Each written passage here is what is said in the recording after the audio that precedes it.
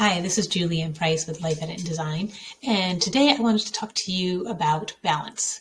Balance is one of our major themes for the fourth quarter.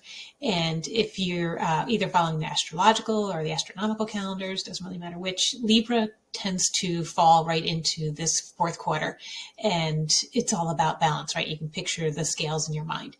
And I feel like balance is a little bit misunderstood. And so I wanted to dive a little bit into it and show how it plays out in this fourth quarter and how that's going to affect your Notion database and some of the things that you might want to be planning. So first off, what is balance? It's not static. I think people think of balance as just this non-motionary, just this fixed point in time. And if you can see the little GIF I've got here, obviously balance is something that is dynamic. It's always moving. It's more, you have two opposing points. Like you can't have light without dark, right? So the balance is how light and dark work together. But there's never a time where there's no light and no dark, unless you live like in one of the poles. Then maybe you get to a point where you don't have any light or dark. But you know what I mean? It's a balance. So sometimes there's more light, sometimes there's more darkness. Sometimes night is really, really long and sometimes it's not. But you have that balance of one giving away to the other. It's in emotion all the time. And I like to think of it as more harmony. It's not so much equality as it is harmony. One has to work with the other in some way in order for you to have two sides of a coin, right? I like to think of being in motion. So if you think of a pendulum, if the pendulum is in motion, it has to swing equally to the left and equally to the right. It can't just swing more to the right and a little bit less to the left. It has to be equal. And if it's not in motion, then that's when it's static and that's when life is not happening. So you don't want to think of the pendulum not moving. You want to think of the pendulum always moving and it's swinging from one side to the other. And that's how our life is. Life is just very, very cyclical and it has to move. It has to go from one side to the other. And so let's talk a little bit about how this plays out in life and why it's important for this fourth quarter.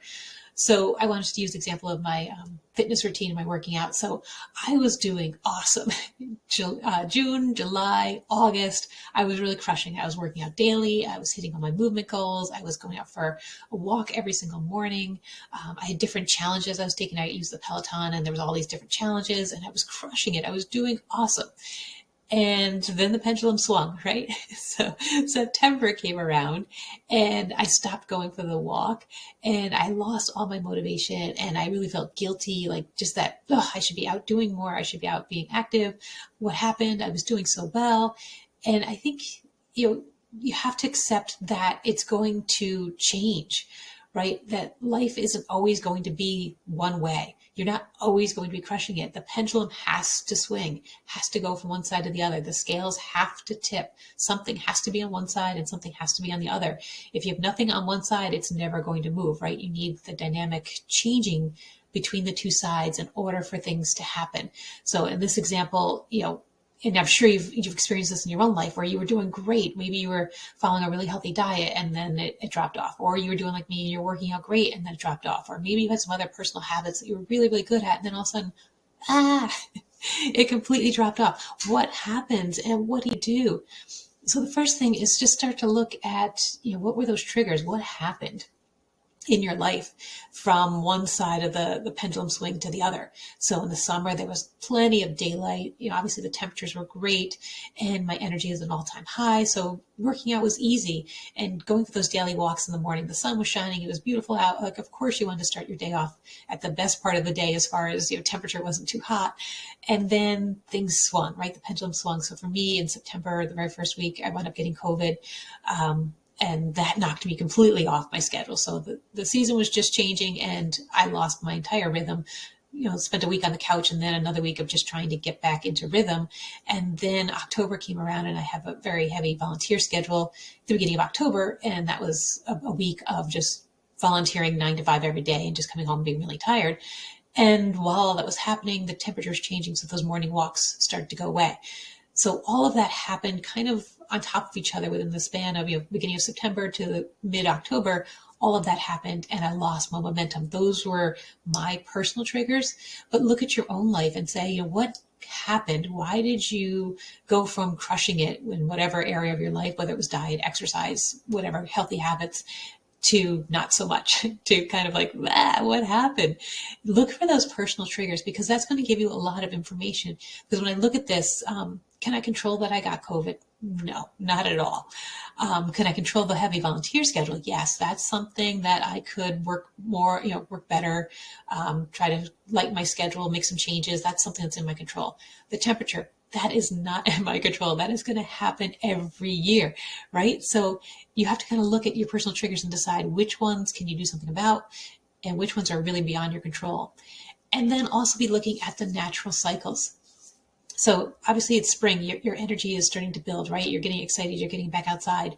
Summer comes and you're at your peak energy. The life is great. You have so much daylight, so much great temperatures. You can get outside, you can do stuff.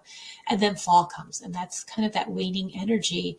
And then you move into winter where you're conserving energy. So if you look at those cycles, this is something that I could have anticipated, right? I know fall's coming. I know my energy levels are going to drop. It just happened that I got COVID and had this heavy volunteer schedule at the same time, but that didn't have to be the case. But even if that hadn't happened, even if I hadn't had COVID, and even if I hadn't had this heavy volunteer schedule, I still would have had the waning energy. And that's not something I can do anything about.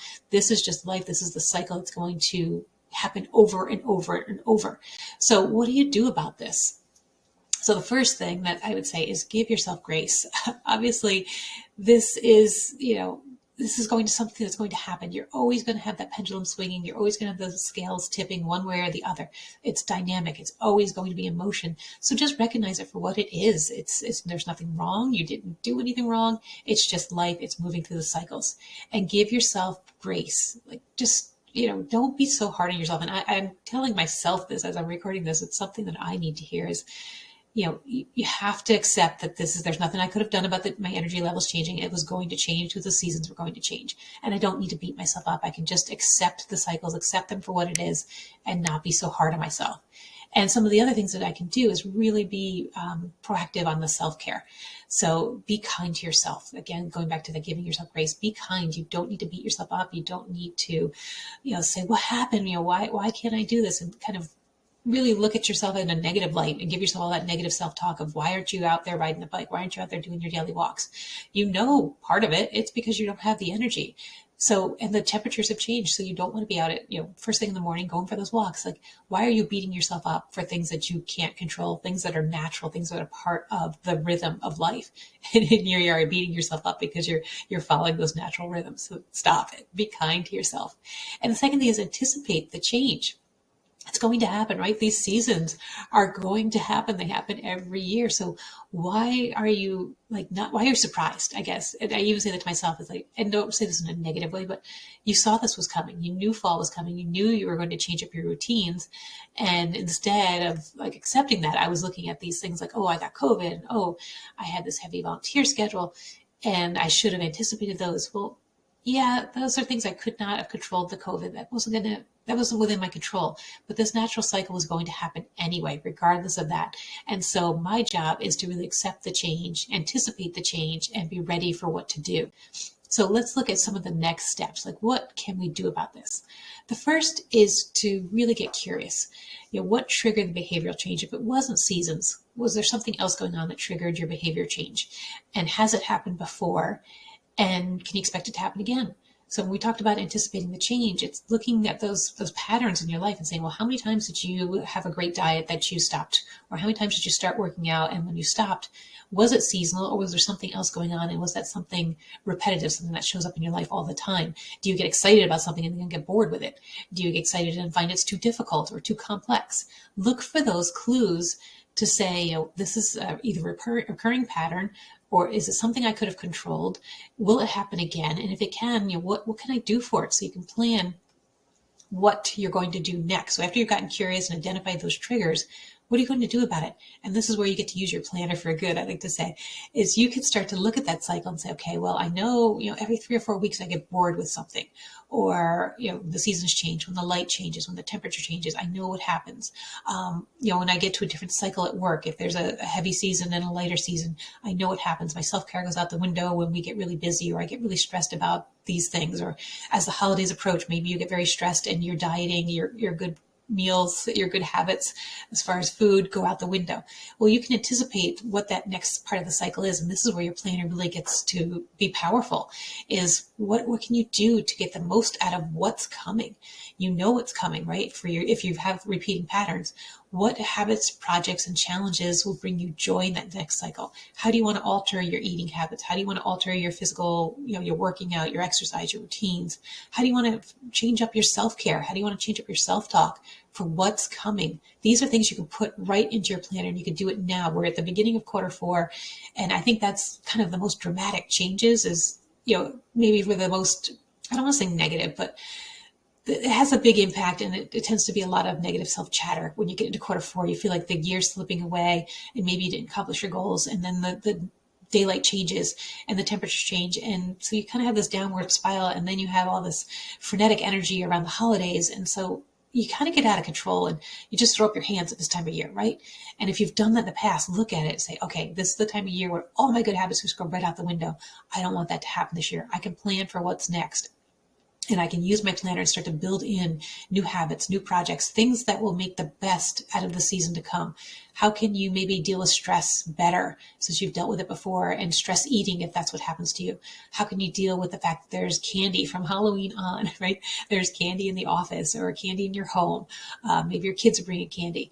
And then there's lots of eating activities in the fall. So what can you do to plan for all of that?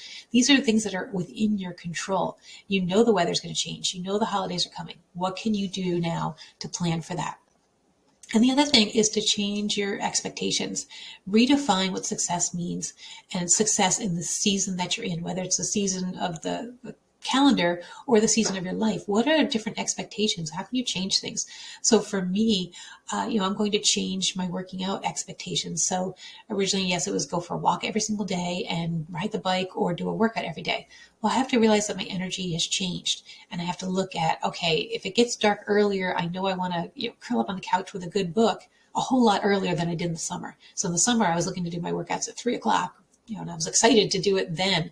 And now it's like, no, 3:00 is going to be too late. If I want to work out, I need to maybe move before lunch. I need to get that activity in earlier in the day so that when the sun starts to go down and I start to, temperatures start to drop, I'm not looking to get cozy on the couch, or I can look to go get cozy on the couch because I've already done my workout.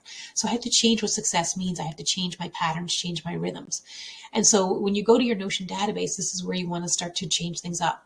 So look at your habits. What habits are you going to update? You're not giving up on a habit. You're just accepting that you're in a different season and you need different habits to make this season a success. So you're redefining success and you're redefining the habits that will help you get there.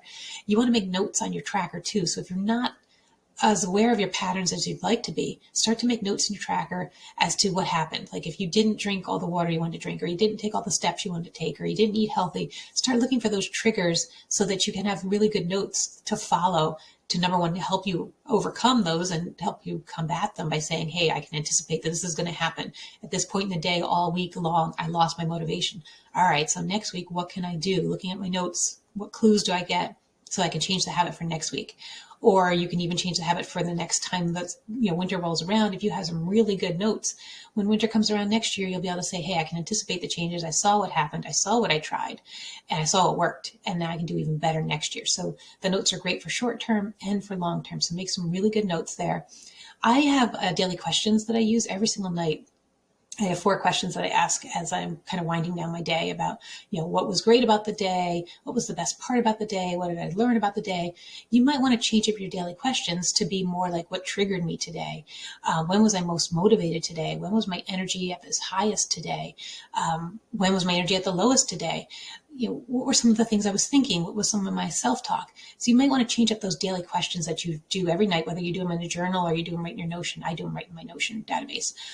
But change up those questions to help you, again, find the clues, identify the triggers, and make new patterns that will work for you in the season. And also go back to your life areas. So if you've taken the 5 steps to creating a life operating system course, which we'll talk about in a second, we talk about the life areas. So you want to update your life areas for what success means right now in this season that you're in. So let's talk briefly about that, continuing the journey. Down below in the description is there access to the free course. And we talk about the life areas, and we talk about setting your satisfactions and your priorities. And now, as you're entering Q4, this is the perfect time to really go back and look at those, update them with the season ahead in mind. What are some of the things that you want to take on with the season ahead? And just a little bit about the course. It's 5 simple steps. It's a short course. It's a video course, and I walk right through a Notion database so you can see it in Notion, see how to build it in Notion. You're going to customize it for you. It's not my life operating system. This is your life operating system, and it's simple. I don't overcomplicate it, and it's on demand, so you can take it at your pace. Again, it's not that long, but it really gets you going, and it'll really help you implement this time of change and this Q4 where you're really trying to achieve a new balance. The scales are tipping, that pendulum's swinging, whatever visual works for you. And think about it has to swing to the left in order to swing to the right. It has to go both ways. So your job is to make the most out of that swing and to get it so that you feel really, really good about your life and that you make the most out of this Q4. So I hope you enjoyed this short video, and please take the free course if you haven't already taken it. And I will see you soon. Take care.